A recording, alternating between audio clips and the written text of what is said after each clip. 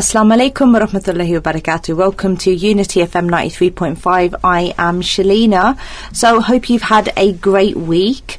Weather has been upsy daisy as usual. 1 minute we get rain, one minute we get really cold. It's really cold. And talking of weather, I had a bit of an experience and I have to share it. Now, some people are drivers, right? And we're driving along and it's raining and it creates puddles in the side of the road.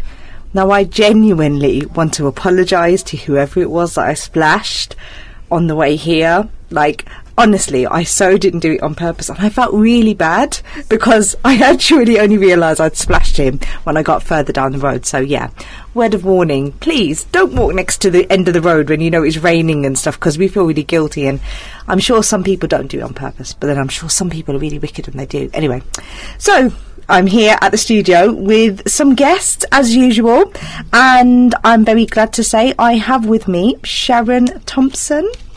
Now, Sharon, I really don't know which title to give you because I know you have many. So what's your guise today? Today I'm a community activist, and also I am a candidate that's standing in the next election. You are, and I'm so proud of you. Me and Sharon used to go to school together, didn't we? Well, not together. We used to, yeah. We go way back. And we also have Jamal Butt in the studio. Okay, and Jamal, would you like to share with us how old you are? I'm 17. 17, mashallah, yes. Now, you're here for a reason. We're talking about voter registration. We are indeed. It is an important topic. I feel it's an important topic, and it's something that over the last couple of years I've really gone around the city myself, and there's a lot of other people that have been involved with it as well, actually talking about the importance of registering to vote and actually exercising that right to vote as well. Yeah. Now, what makes this campaign different is your target audience, right? Yeah, what makes this different is there's an organisation called Bite the Ballot, and they're national. They are party political neutral, so they cover all spectrums of politics. And what they've done is they've arranged a national voter registration day, and it's targeting at the 16 to 24-year-olds. Okay, so it sounds like there's not one particular group that have, like, so it's not Conservative-led or Labour.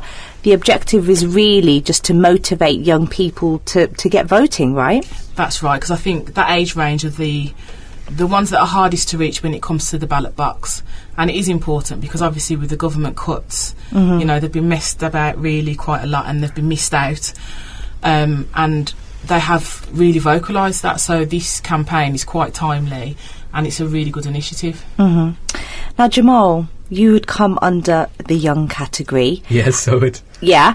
I mean, when you heard about this, you know, how did it resonate with you? What were your feelings and thoughts on this? For me, I think it was an opportunity that I wanted to grab with both hands, purely because you realise, as Sharon was saying, how us young people, and I do say us because, you know, I am one of you at the end of the day, we were messed about by the government. We've had our budgets cut, you know, we've lost out on a lot of things, and purely because we couldn't be bothered to go and vote and say who we wanted and what we wanted. And it's really important that we have this right. We have, you know, compared to many other young people in the world, you know, we look at Syria at the minute, for example, those children, those young adults haven't got a say in what goes on in their lives. We've got that right and that opportunity here, so why aren't we using it? And for me, it was a way of expressing that, and getting people to show, well, we can affect what happens to us, because at the end of the day, in the next 20 years, it's us that's going to be leading this country. Surely it's time for us to start moulding it now, so it's ready for us then. Now, you seem really, you know, well learnt on this subject. Where did this passion come from? Because I can feel the passion, you know, politics, passion, it's there. Where did it come from? For me, it's all about making a change and being able to be that change and not necessarily be that sort of initiator, but be part of something that's going to help more than one person. You know, I'm not just doing it for me. I want us young people to have the best future possible. So if that means going out and voting for the party that's best going to support us, then you know, let that be. Yeah. Was there somebody that, you know, played as a role model that maybe spoke to you about these kind of things and how you can make a difference in such an early stage in your life? It's really weird. I mean, my mum's always been big in community work. But I think Sharon also, especially, I've always had an interest in it, but I think to be able to exercise that interest has always been thanks to Sharon, really. I mean, I'm glad she's here sitting next to me, actually. Awkward. Yeah, Sharon, when I found out Sharon was going to be standing for a candidate for Soho, I thought it's an amazing opportunity, you know, as a young person, to get first-hand experience, understand how political parties work.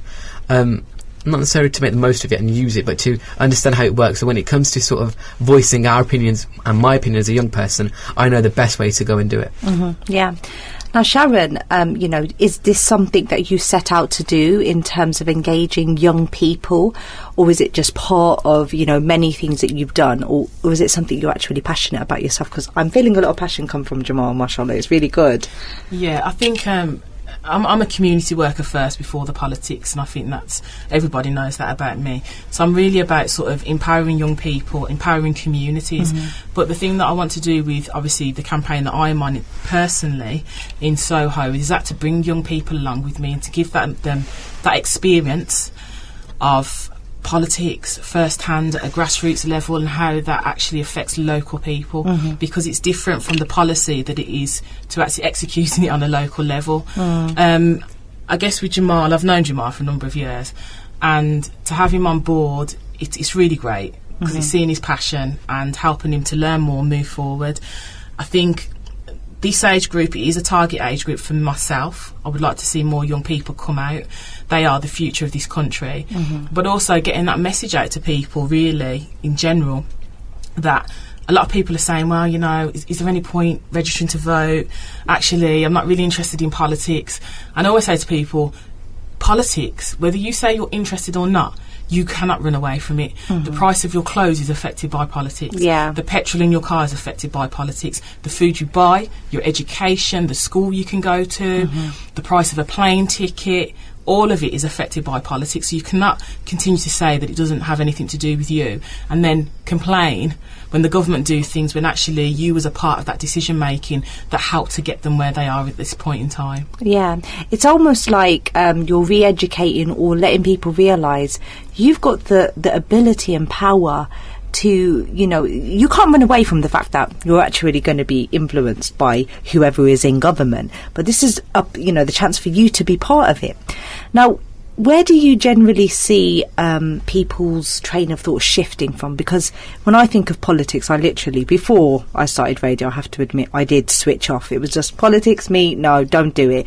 But as you said, you know, we can't run away from it. So when you do speak to the young people, how do you engage them? And this is, I think, obviously for other people that work with young people to get some tips off you so that we can create this dynamics across the board. I think when it comes to the young people, it's about making it relevant to their lives and also making it fun. Politics does not have to be boring. I mean, for me, you know, I love politics and, you know, I could be a bit of a political geek. But it's about making it interesting, making it fun. There's a lot of activities that you can do with young people, really provoke their thoughts around decision making, and actually just starting with having debates, letting them voice their opinion that way. I think what's important about the other side of voter registration is that there's a lot of focus obviously on the political side, but people don't realise that, you know, registering on the electoral roll affects your credit check. Okay. Because when they do the searches, obviously there's you know, they look for that. You can't do jury service unless you're on the electoral roll. And some people might argue, well, I don't really want to, but if we want reflective, diverse juries across the country, then we have to put ourselves forward in order for that to happen. The starting point has to be with us, and what are we going to give back to the community. So I think it's really important in that sense. But in terms of actually engaging young people, it is about making it fun again. And one of the things on the campaign that we're on, we have fun. And it's also, I listen to what they've got to say, give them that opportunity to put some of their ideas forward and actually try something new and different and be a bit creative with it. Jamal, voting and fun, convince me. Really? I'm going to sell this to you in a way which most people are going to be able to relate to. Here's a little analogy I want to give you from the ballot website, actually. You've got 2 tickets for a concert, and there's 3 groups of friends. You've got one friend that you see so often that you're like so close. You've got one that you know that floats around. You see, you know, every few days you go and say hello, have a bit of chat. And there's that one friend that just floats around in the background. Yeah. So it's a bit like, well, who'd you give these last tickets to? Now you're going to be more inclined to give it to the people, obviously, that you see on a day-to-day basis, you know, who turn up into your life on a day-to-day basis. It's a bit like voting. A key fact here, in the 2010 election, there was 75% of 65-year-olds plus who went out to the elections and voted. And after voting, they got free bus travel, free TV licence, free prescriptions, winter fuel allowance, and many, many more things. And there's only 44% of young people going out to the ballots and voting. And what happened to us? We lost our EMA. We got our tuition fees tripled to £9,000, and we had our youth service slashed. Now, imagine if that figure was higher, who would the government listen to then? It's a bit like with the ticket things. Going back to the ticket, you're more likely to go and give it to someone who's not necessarily in your face every day, but who you see every day, who's there using their voice and impacting you. And that's why I think, for me, the more of us that go out to the polls, the more of us that rally together and show we are a voice, we are united, and we do want to have a say, the more I'm the more I'm sure we'll get that back. Yeah. Wow. I'm convinced. Am I still classed as young? No, Sharon. What's the age group on this? Sharon, thank you. Thank you very much. It's 16 to 24 year olds that this is actually targeted at, and albeit 16, 17 year olds cannot vote at this point in this country. But I think the reason why they've focused from that age is to sort of send that message out that young people are interested and do want to get more involved. So we're hoping that more young people, even at 16 and 17, still register. And I think it's also to show the seriousness and how the maturity, because you see the news nowadays and you hear it's mainly negative. You see young people and you just associate young people with negativity. Yeah. But I think to come out, register and show you mean business, and like actually you do want to make a difference, it can only mean that we are, we want people to take us serious, and we do want to do something. We don't want that whole negativity around us, and I think it's so key that although you can't vote, and I know it's something that needs to be stressed on, 16 and 17-year-olds can't vote, but it shows you're serious and it shows you're in this for the long haul. So why not start early? Why not prepare and be ready to vote and have your say? Yeah. So how painful is it, or is it painless? What does, if somebody's young and they're like, I need to get involved, or maybe there are some parents that are listening that are thinking, I need to get my children, prepared for this. What's the process? There's a number of ways where you can register to vote. It is that you just fill in a form for the electoral roll. You can do this online, but also because there's a national campaign going on the 5th of February, there'll be places around the country where you can actually go in and register. Asda and Teach First are heavily sponsoring and supporting this. Us ourselves, we will be at the college in Handsworth. We will have a stall there, talking to people, getting people to register. And when there will that be?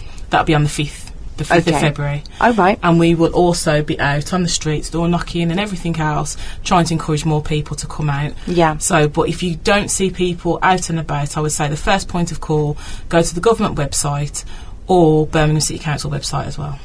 Okay. So if people turn up as well, it's not like they're obliged or they're signing their life away. No, of course not. What's going to happen when they turn up to the event? Is it going to be more fun?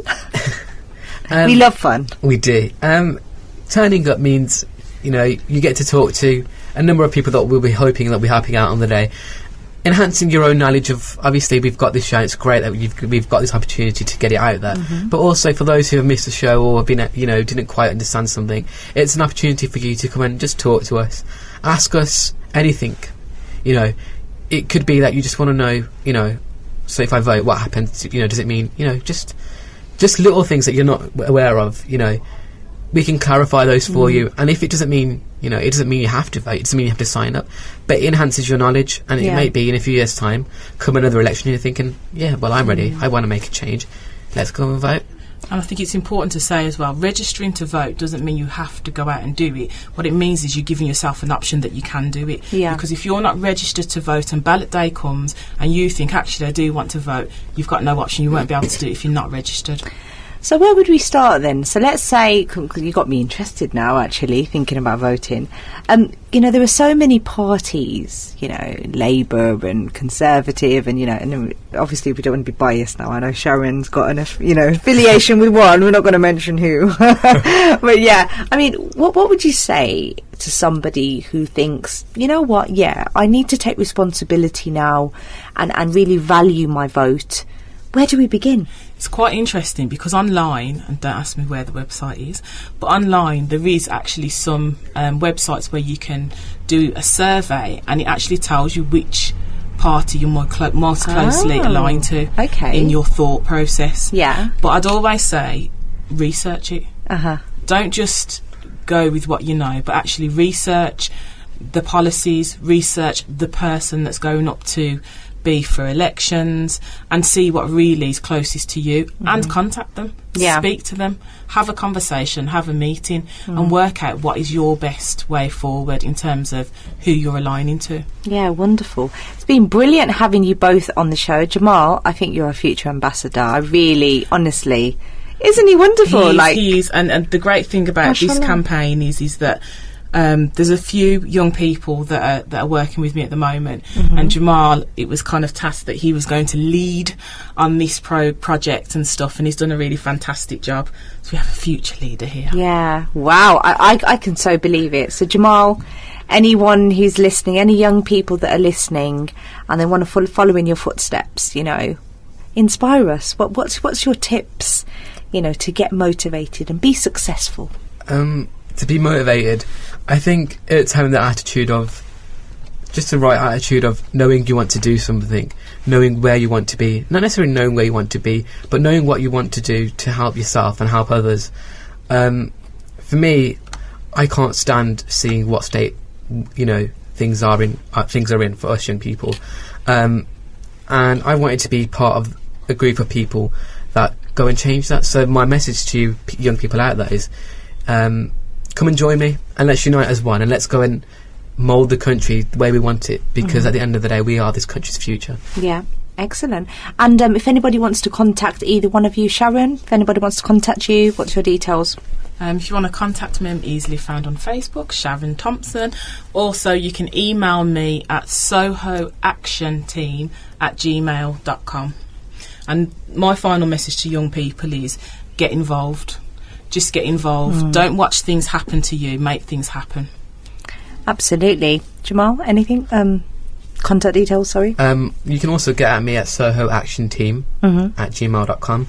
I'm also on Facebook, Jamal, but if you want to find me. And for any young person out there that is curious, about what to do next, or wants to make a difference, or wants to join, I'll be more than happy to come and talk to you guys, because we're a collective, we belong together, so let's work together. Yeah, that's another point actually, because you're covering the Soho ward. If anybody outside of the Soho ward is interested, are there different teams? Yeah, if they're interested and they're outside of the Soho ward, we can still signpost people to other people and where they need to go. But just in terms of the contact details as well, you can get us on the Soho Action Team telephone, which is 078 47 296 552.